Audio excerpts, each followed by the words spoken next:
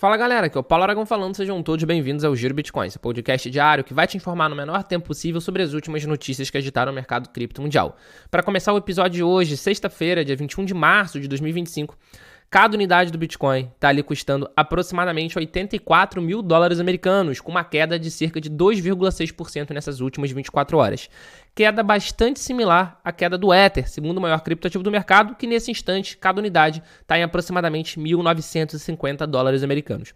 A gente tem visto diversas das principais criptomoedas em correção nessas últimas 24 horas. Temos poucas exceções dentro ali do top 10, tirando as stablecoins, a gente só tem a Tron, que está valorizando 1,3%, e a BNB, que estava valorizando cerca de 1,5%. Mas se a gente olhar o grosso das criptomoedas, a gente vai ver que grande parte delas está, de fato, com correção ao longo desse último dia. E, curiosamente, ao longo desse último dia, o que a gente teve, de ontem para hoje? A gente teve a presença do Trump, presidente dos Estados Unidos, em uma conferência de Bitcoin, uma conferência de criptomoeda.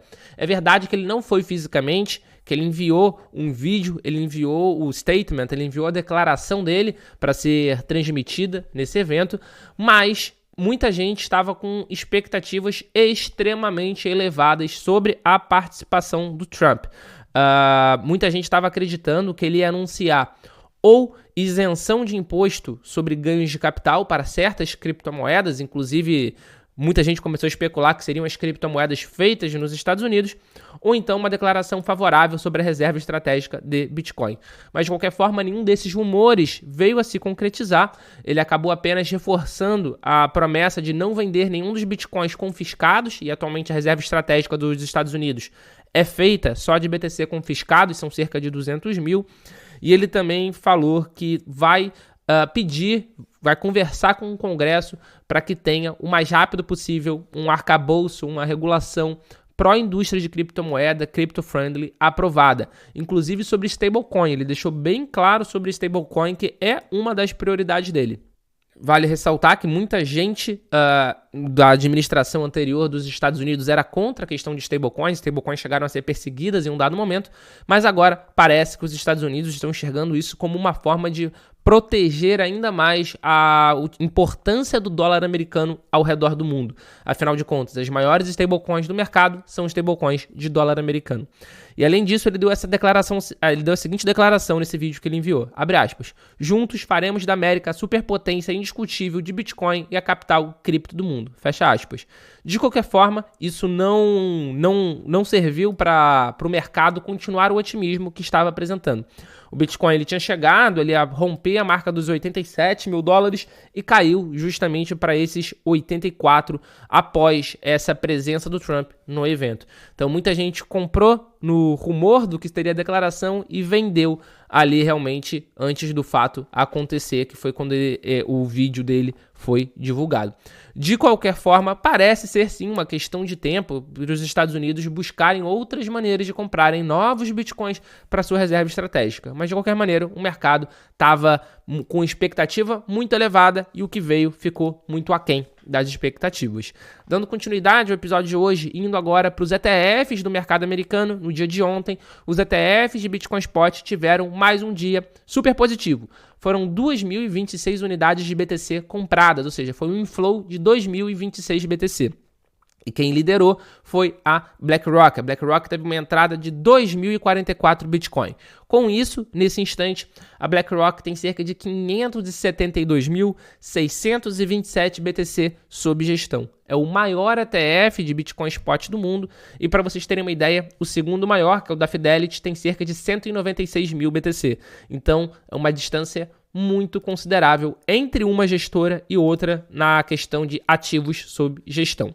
Dando continuidade, falando ainda sobre os ETFs, mas agora sobre os ETFs de Ether Spot, o mercado americano no dia de ontem marcou mais um dia de outflow, mais um dia de saída para esse produto.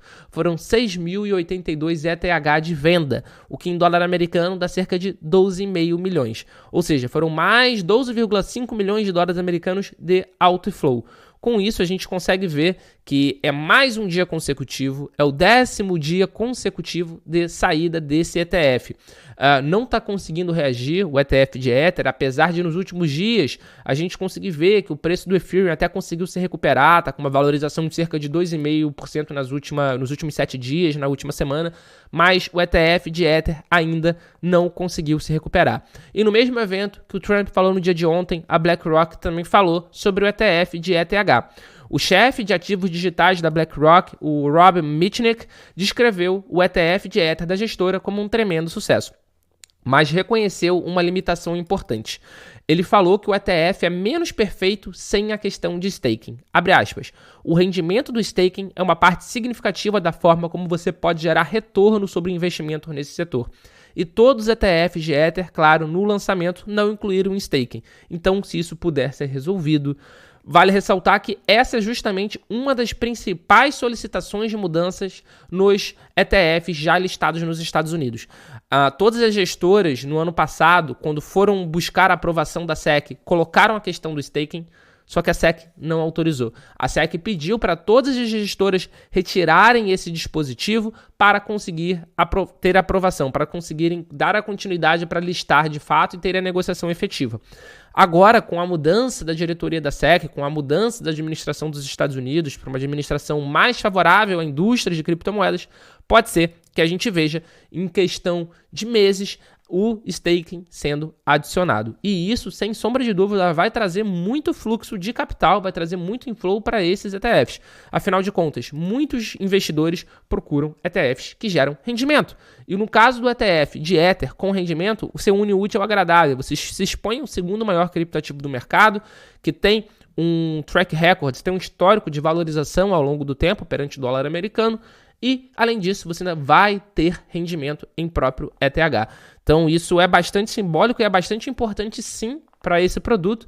E a gente acredita que, ao longo desse ano, a gente vai ter a aprovação desse novo dispositivo dentro dos ETFs existentes. Até porque o ETF de Solana que está sendo proposto também engloba a questão de staking, que é rendimento de acordo com a quantidade de cotas, no caso dos ETFs, que você vai ter. Vamos acompanhar de perto e, naturalmente, a gente vai trazer para vocês aqui no Giro Bitcoin, porque isso pode significar, sim, mais um fator auxiliando na valorização desses criptoativos ao longo do tempo.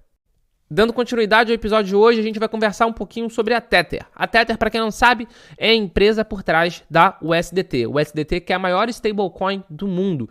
Nesse instante, a USDT é o terceiro maior criptoativo do mercado, com uma capitalização de mercado, com market cap de aproximadamente 143,4 bilhões de dólares americanos.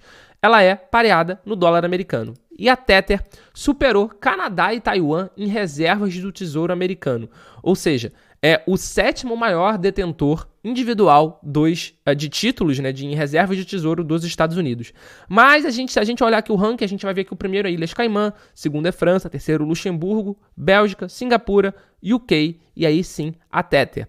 Então vale a gente frisar ainda que Luxemburgo e Ilhas Caimã incluem todos os fundos de hedge que compram títulos do tesouro.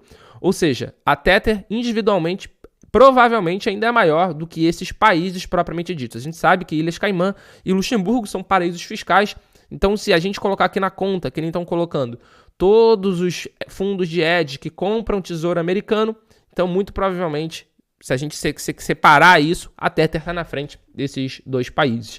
Isso demonstra o quanto a Tether está de fato com um estoque de ativos forte. Antigamente, ali em 2016, 2017, 2018, a questão da reserva da Tether era muito debatida. Isso porque faltava muito transparência. Não se sabia aonde estavam os fundos da Tether. Então, um USDT, teoricamente, é $1 americano.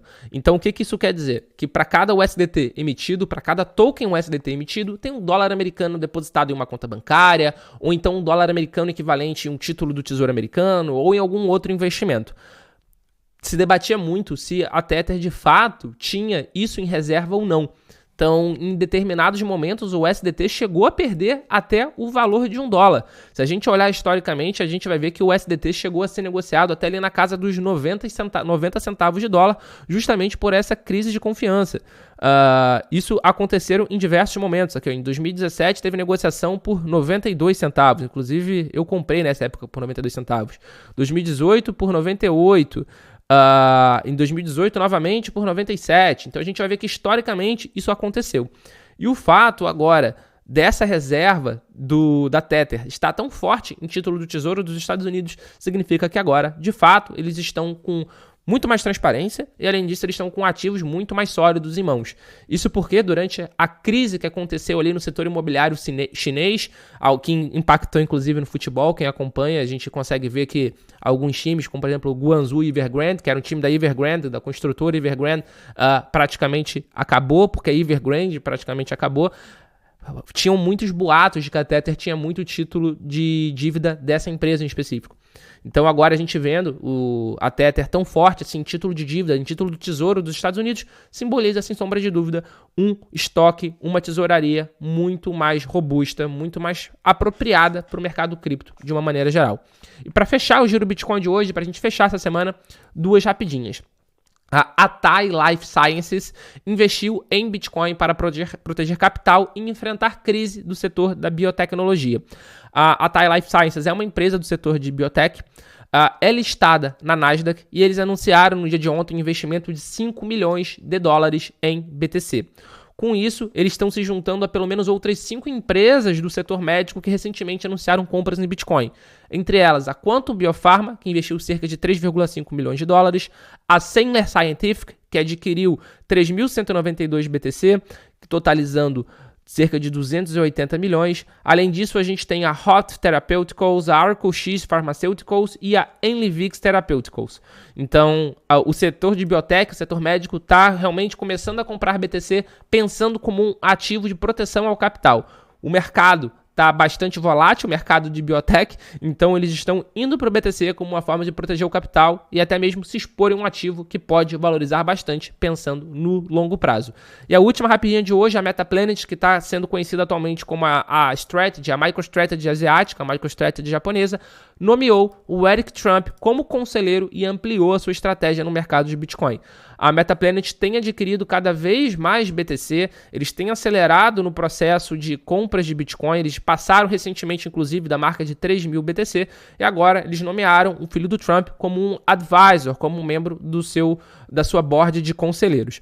As ações da empresa valorizaram naturalmente, porque é o filho do presidente dos Estados Unidos, então isso já traz muita atenção para a empresa, mas de qualquer forma demonstra claramente que a MetaPlanet vai mergulhar cada vez mais no BTC, honrando o seu apelido de Strategy asiática. E você já sabe, chegou até agora aqui no episódio, dá o seu like, se inscreve no canal, compartilha esse vídeo no seu grupo de WhatsApp, no seu grupo de Telegram, para as pessoas ficarem informadas sobre o mercado cripto. Tá escutando a gente no Spotify, no Deezer, Apple Podcasts? Segue a gente por aqui também, dá 5 estrelinhas pro podcast.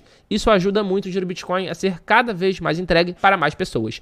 Muito obrigado pela sua companhia no episódio de hoje, ao longo dessa semana, e a gente já tem um encontro marcado aqui no nosso episódio da semana que vem, na segunda-feira. Meu muito obrigado e um excelente final de semana a todos.